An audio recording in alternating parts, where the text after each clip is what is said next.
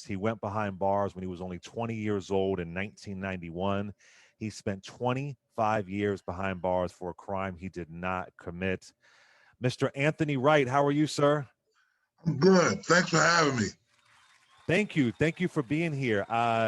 You're from North Philly. I'm from West Philly. I've covered so many of these stories, that tragic stories that happened in Philadelphia. I just interviewed DA Larry Krasner a few weeks ago. Philly has some serious issues, man. I always start here. Tell me the young man that you were at 20 years old before all of this happened to you.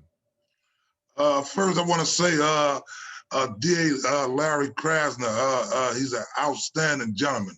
He's doing a magnificent job. Not only him, but his whole regime. Everybody down there. Now about myself, man. I was just a typical 20-year-old. I was 20 years old at the time in 1991. I was living with my mom in the Nicetown area of North Philadelphia. I had a 4-year-old son, got up every day, went to work to provide for my child and also help my mother. And and one Sunday afternoon, there at my mother's house, I had just woke up. It was early afternoon, around 1 o'clock in the afternoon. I just came downstairs. I'm a huge sports fan. I've been that my whole life. I played every sport from football, baseball to boxing, basketball. I played everything. I'm a huge sports fan. I got up early that Sunday afternoon to come downstairs to watch the football game. And as soon as I got downstairs, I laid across the couch. I laid across the couch. My son was playing with his toys right beneath me. Uh, uh, and simultaneously, the phone rang and I knocked at the door at the same time. So I was laying on the couch and the phone was right by my head. I reached back and grabbed the phone, and my mother ran. And my mother and a young lady that I was involved with at that time, they was in the kitchen cooking brunch. And my mother ran out the kitchen and ran to the door as I reached for the phone. And I answered the phone. On the phone was my son's grandfather. He said the police had just left there looking for me. And I said, wow. And my mother opened the door and the police walked straight through the door. And I said, well, the police just walked in our house. I'll call you back as soon as they leave. As soon as I see what they want. And then and I hung up the phone and the police began to talk. They wanted to ask me some questions. My mother went crazy. Questions about what? My son didn't do anything. And I didn't do anything. So, I didn't think, it'd be a problem. But because the way my mother was acting, they didn't want to question me there at the home. They wanted me to accompany them to the police administration building. You from Philadelphia, so you know what the police administration building is. That's Yep, Roundhouse, 8th and Race. So they wanted me to exactly. go down there. And again, I didn't do anything wrong, so I didn't have a problem accompanying them to where they wanted to go. And once they allowed me to go upstairs and get fully dressed, came back downstairs, walked out right behind both officer detectives, and got right in the back of the car with one of the detectives, while the other detective got in the front and drove. On the way to the roundhouse, in the car, they were just making small talk. And I was just really trying to figure out am I here? What do you guys want to talk to me about? What's going on?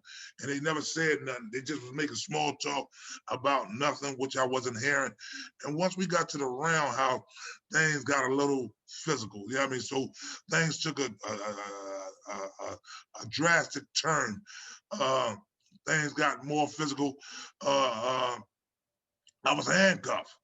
I was handcuffed. I was put on the elevator. I was taken to a room where I was handcuffed to a chair. And I was told that they said they knew I committed this crime. They said they knew I committed this crime. They said they had evidence to back it up. They said they had witnesses to back it up. From the time in question, I repeated the same thing for approximately 3 to 4 hours. I was here. From the time in question to the time they came to my mother's house and picked me up at 1 o'clock that Sunday afternoon. And they were accusing you of raping and murdering an elderly woman, correct? Well, That was at the time when uh, the crime initially happened, I was just charged with murder. So during the interrogation, I'm 20 years old. I was in there crying like a baby. I was literally in there crying like a baby for my mother. I wanted my mother. Uh, One of the detectives came in with a bunch of papers and placed the papers in front of me. Remember, I'm handcuffed to a chair. My left hand is handcuffed to a chair between my legs. And they placed these papers in front of me for me to sign.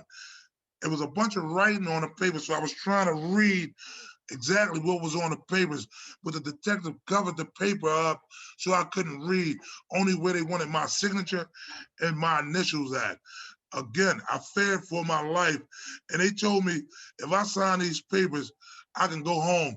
And where I was at in that cell at that moment, my mother was an air shot away from me, and I could hear my mother screaming for me. I mean, where's my child? Where's my son? And I wanted my mother. And they told me if I sign these papers, I can go home. And I did just what they said.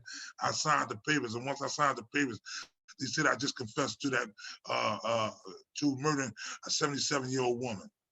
At the time, we had no idea that not only was this woman murdered, but she was brutally murdered and then brutally raped, robbed, and a bunch of other things. So we found that out a few months later. So back then, in 1991, DNA was in its infancy stage. I mean, we human beings, so DNA been around just as long as the first human or animal ever existed. And but far as bringing it to the masses, co-founded by Mr. Barry Sheck and Mr. Peter Neufeld from the Innocence Project, are the two gentlemen that brought the scientific evidence in this language to the masses of the world. So even though DNA in 1991 was in its infancy stage, it was at a stage where it could have got a profile, where it could have said, yes, exactly, it's Anthony Wright who committed this crime. Yes, it's Clay who committed this crime. So we had the test done, uh, uh, and the results, the test was going to take 4 to 8 weeks. So the results came back and the test was inconclusive. And the lab said in black and white, if they had anything to say, their report will be nothing we did can link Anthony Wright to the crime. I went to trial 2 years later in 1993. I was arrested Are and you charged behind in bars that 1993. entire time? For 2 years, you're behind bars waiting for trial. For 2 years, I'm waiting for trial. I'm just sitting waiting for trial. So I finally go to trial 2 years later in 1993. We do that early DNA test back inconclusive, and the lab wrote a report. Nothing they did can link Anthony Wright to the crime. Uh, right before we took that test, we was prepared to start trial. I'm sitting in court after we picked the last jury. I've never in my entire life, in 20 years, ever heard DNA, 3 letters used in that order. And right after we picked the last jury member, the judge looked down. I'm sitting between both of my attorneys at the time, Mr. Rami Gerasi and Mr. Bernard Siegel. And the judge looked down and said, counsel, your client didn't want no DNA test. And and it baffled me just hearing it. So I turned around in the courtroom and looked back at my mother, and she looked at me with a puzzled look like, I mean, what the hell is he talking about? And I took it upon myself and I said, excuse me, Your Honor. Well, you just asked I mean, you're talking to my counsel. I'm present, and you just mentioned something I never heard before. Can you elaborate on that a little bit so I can have a little bit more knowledge on what you're speaking about when you say DNA? And when he explained to me what DNA was, I literally fell on the floor. I couldn't believe it. And I'm saying to myself, why haven't these guys requested that? This Right. whole case is based on DNA. Why having my counsel requested to have these clothes tested and me tested scientifically. Mr. Then we Wright, would let try to. me ask you. Let me ask you, Mr. Wright. First of all, just this idea of you in your home, it just sounds like a horror movie. You were in your home with your kid, with your mother, Yeah. and the police barge in. This is just terrifying. But I got to ask you, how did your name even get wrapped up in this? How did your name even get put in the? Do you, because you had no connection to this elderly person, no connection whatsoever. How did they even throw your name in this? Listen. So when this crime occurred and the police did their investigation in the neighborhood, the police grabbed every young child they Mm. saw on the corner and told them, if y'all don't come to court and come down to headquarters and sign these statements that says y'all saw this guy, Anthony Wright, Tony Wright, run in his house and rob and kill and rape this old lady, you guys will go to jail for the rest of your life. You'll never see your mother again. We're going to kill your mother. You guys will be away for the rest of your life. And then they arrested crackheads who had outstanding warrants against them and told them if they come to court and say, I'm the guy that committed this crime, and they even had the crackheads come to court and said, I was in the house with them smoking crack. They knew me. Not one of these guys ever saw me in their life. Not one of these kids ever saw me in their life. So fast forward uh, to the present time. 25 years later, when I go to trial in 2016, everybody that went to court and said it was me, everybody that signed statements said it was me. 25 years prior, 25 years later, everybody came to court and told the truth. All the adults in the case, all the guys that had outstanding warrants, that was crackheads, all of them passed away, by the way. Mm. All of those witnesses passed away. But all of the young kids that was 14, 13, 14, and 15 years old when this case happened, and the cops made them come to court and said it was me. 25 years later, they're in their late 30s, early 40s. Everybody came to court this time and told the truth and said they lied. They didn't know me. And I fought for DNA testing. And Philadelphia is one of the most corrupt places in America. Absolutely. So they wouldn't allow DNA testing. So they saying because I confessed to a crime, I'm not allowed DNA Mm. testing, which Mm. is the craziest thing ever. And I say that Well, you were because forced to confess. You were yeah, forced to yeah, confess yes, to I a was crime. forced to Yes. confess. So Philadelphia being one of the most corrupt places, they saying if you confess to a crime, you're not allowed DNA testing. And what I don't understand, this technology, this scientific evidence is the best evidence in the world. You don't need no man, you don't need no woman, you don't need no child, you don't need nobody. This evidence says two things every time. It says yes, it says no. It says guilty, it says not guilty. There's no in between with this DNA, the scientific testing. There's no in between with this testing. And they denied me for 10 years straight after my conviction in 1993. We argued to have DNA testing to prove my innocence. I was willing to consent from the time that I was arrested to anything they wanted to do to prove I wasn't the perpetrator of this crime. So finally, in 2011, we was granted DNA testing. Was the happiest day of my life. I couldn't wait in there. I couldn't wait to go downstairs in the receiving room in the institution and let them people swab my mouth and swab Wow. whatever they did. And just as soon as they took that thing out of my mouth and sent it wherever they sent it, a call came in from my lawyers that they got a hit on who the real perpetrator of the Wow. crime was. Yeah, I mean, so Mr. Wright, let me Philadelphia, ask you though, when you're in that first trial and you're hearing these people, how is your spirit, how is your soul reacting as a I 20-year was, old I hearing was, I was, these I was, lies? I was empty. I was blank. I was numb. Like, and I was talking about that last night to a handful of people.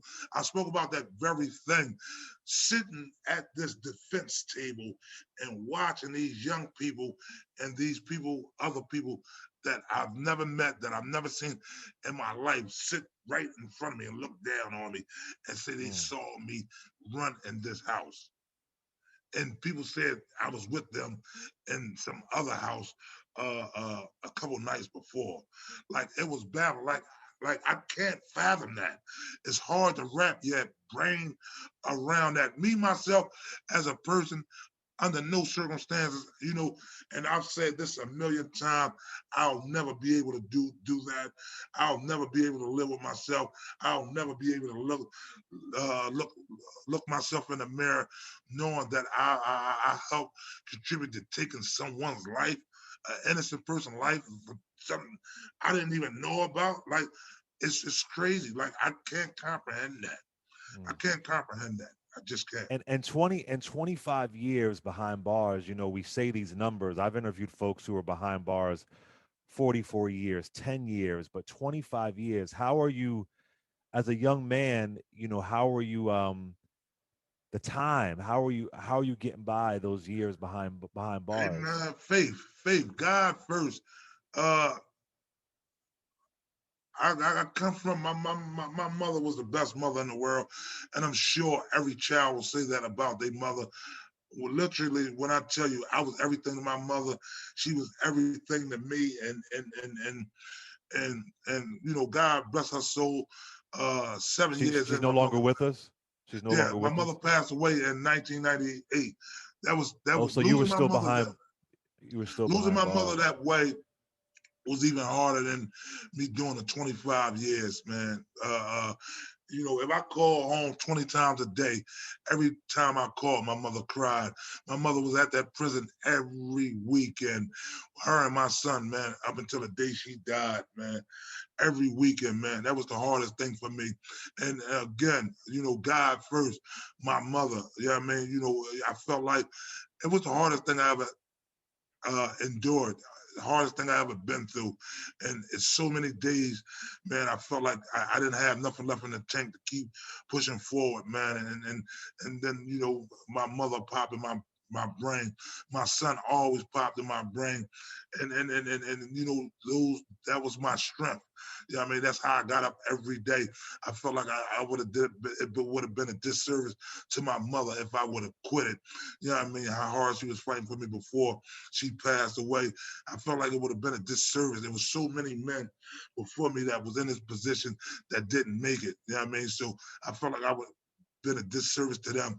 And and another thing, my biggest motivation was the world. I mean, everybody drugged me through the mud. I mean, every single person. I mean, family, friends. The only person believed me all the way through was my brother Darnell Fisher, my mother, and my son. Was the three people that never wavered from day one to 9,074 days from day one to the last day, man. Them the three people that always believed in my innocence. Of course, my mother is no longer here. She left in 1998, but them the three people that believed in my innocence all the way through. And everybody else, got involved in but found out I was innocent when the DNA test came back about 2011, 12. That's when, the world and everybody, behind that wall was like, wow. Even the judge, I watched racism change right in front of my face. Mm. Upstate and the penitentiary, a lot of those white officers, they believe everybody in prison is guilty. Everybody in prison committed the crime, and my case picked up a lot of steam and was headlined everywhere in Pennsylvania. And I watched racism change right in front of my face. I watched a lot of those people that used to look down at me and so many people like me at the tip of their nose, and I watched them people embrace me. I watched them people raise me up. You know what I mean? I watched some people root for me. You know what I mean? So, hey man, Was Roger King the horrible prosecutor who's now passed away? Was he on your case? Black No, prosecutor, yeah, he wasn't. you He's one of the know, worst, I'm man. smiling. I'm smiling because it's ironic that you mentioned this guy, and I spoke of him at length last night to a bunch of people. My my my uh my prosecutor at the time was another black guy by the name of Richard Carroll. Mm. Richard Carroll, excuse me. He was a small, older guy, all white hair. He looked like a Smurf. But I spoke about Roger King last night because during trial, I turned around and sitting in the front row was Roger King, and Wow. I was scared to death. I was scared to death because I knew his track record, and I He was was a scared to demon. death. I turned around to look for my mother, and I turned right around, and Roger King was sitting right there in the front row. And I said, Wow. time out, time out, time out. I asked both of my lawyers, I said, what's going on? Why is this guy sitting in this courtroom? And he was like, he got nothing to do. But why is he in this courtroom? But my case was a capital case. So you know my case was a capital case right after I was convicted in 93, I had a second trial, which was for the penalty phase to see whether I gonna get death. So I just missed the death penalty by a couple votes.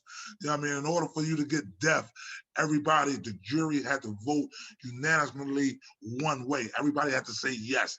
If one person hold out and says no, your sentence automatically go to a life sentence.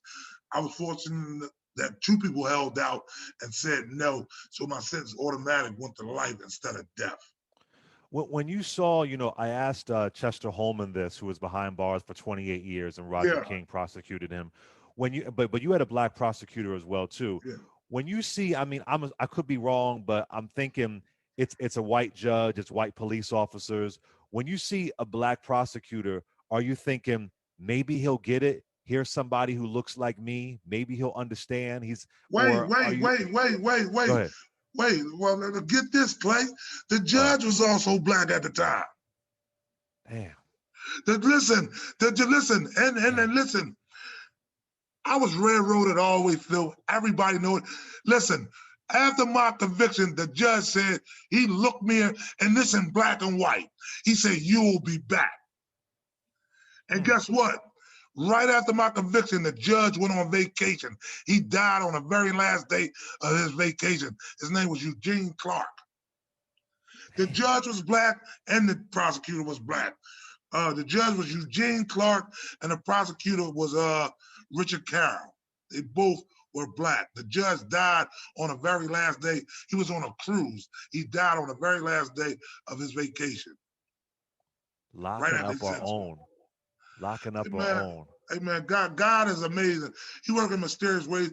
People wonder why I ask me questions all the time. I've been home since the day I walked out as a free man. That 25 years don't consume my life, not for one day, not for 1 second, not for 1 hour, any day.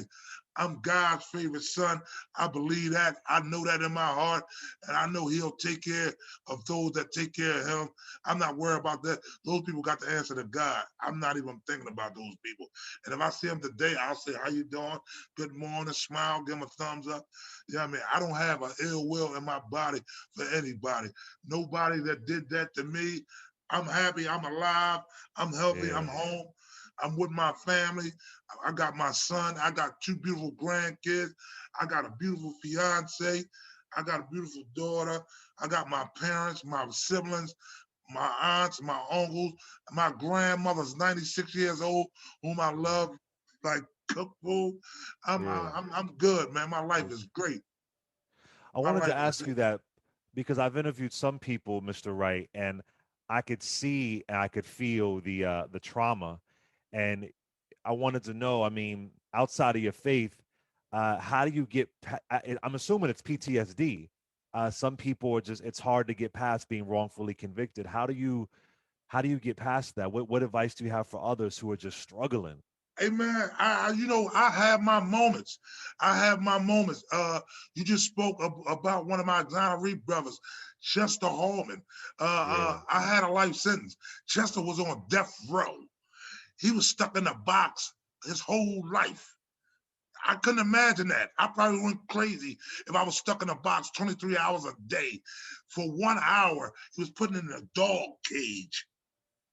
Every time I went to the hole during my 25 years, I would make them put me on death row. When I was in grade 4, every time, that's the penitentiary in Pennsylvania. Every time I seemed, I don't know, for whatever reason, every 5 years I will end up in the hole for something. Again, I promise you, for something I didn't do. Every 5th year during my incarceration, I was in the hole. Every 5th year, it was like an anniversary thing. And every time I went to the hole, I will make them put me on death row. I will make them put me on death row because here I am with a life sentence, and I was able to roam anywhere through the institution that I wanted to. Could go to the law library every day whenever I wanted to help fight and free myself, to prove my innocence. And now you got these people that's on death row. Everywhere they go, they shackle. Even when they come out the cell just to go to the shower, to go upstairs, they didn't go many places. If they went to the shower, they was shackled. They come outside to go to the cage, they shackle, hand and feet. They come up top to population to go to the hospital, which is called the dispensary, they shackle. But every time you see one of these men, they have the biggest smile on their face. They have the biggest smile on their face when they shouldn't. You know what I mean? And I was like, and that baffled me. And that was a sign of strength to me. That was a sign of strength to me. And I fed off that. I would look for anything to help, you know what I mean, give me a boost of energy that help give me some strength. I would read books about men or women that been in similar situations and how they got through. You know what I mean? What enabled them to survive for so long in a situation like this? How did they endure such a hell for so long? You know what I mean? I got strength from that. And one of the things I used to try to teach the young people coming through those institutions is don't become institutionalized. Meaning each year you in prison, you get older. Each year you in prison, you're away from the community. Each year you in prison, your family members get older. Your mother, your father, your grandmother. People start passing away. I know guys in prison that's been in there for 50 years that have nobody. Nobody. And then you start losing contact with the outside world, and then all you have is what's going on in the inside. And then you become institutionalized after a while where you can't think outside the wall. And I never allowed myself to do that. My body was trapped physically, but my mind was always free. And I continued my mind to be free. Even though I was physically in prison, my mind never was in prison, not for one day. And then my family and my father, my stepmother, my siblings was there with me as well through the whole 25 years. Again, and when I first came home, I was seeing psychologists and doctors 2 or 3 times a week. I was good, but just to make sure I was good. You know what I mean? Somebody that, because I didn't trust nobody, and I still don't trust nobody. I sleep with my fiance every. I don't trust nobody. You know what I mean, I think I'm good, I'm sane, but I think I'm paranoid. You know what I mean? So people start looking at me, and I get to wonder, why this man looking at me, or why this lady looking at me. I have my moments, but it's just a moment. It's just a Yeah. moment. You know what I mean? So, that Mr. comes Wright, from this. yeah, let me add, we have to go soon, but I do want to ask you this. I know Pennsylvania has no compensation for wrongfully convicted Yeah. folks. Have you received anything, any I'm the kind of? first. I'm the first person. I'm the first everything. There, I've received my compensation coming out the door. So Wow. I won the biggest settlement in the history of the city of Philadelphia. Period. We opened the door for that, and it's crazy. So I settled my case. I could have went to court and won $100 million. It wasn't about the money for me. I was able to change 5 different laws. Anthony Wright is president over 5 different laws. I wanted them to look me in my face and promise me my grandchild, who just turned 6 years old a month ago, when she's 10 years from now, when she's 16, her fate won't be what mine was 30 years ago. My grandson, who just turned 3 years old a few days ago, about 10 days ago, I wanted them to assure me his fate 13 years from now won't be what mine was 30 years ago. I wanted them to assure me, you, Clay, being from Philadelphia, your child fate won't be what Anthony Wright fate was 30 years ago. So we was able to do that. That's why I settled the case. Uh, uh, that's why I settled the case. It wasn't about money for me. You know what I Yeah. mean? It's bigger than that for me. Is I believe in the people. I love the people, man, and I embrace, everything that's going on with these young people out here today. I feel like it's an obligation of mine. I feel like it's my duty. I feel like, this is my duty to pay it forward. I'm doing everything I can, man.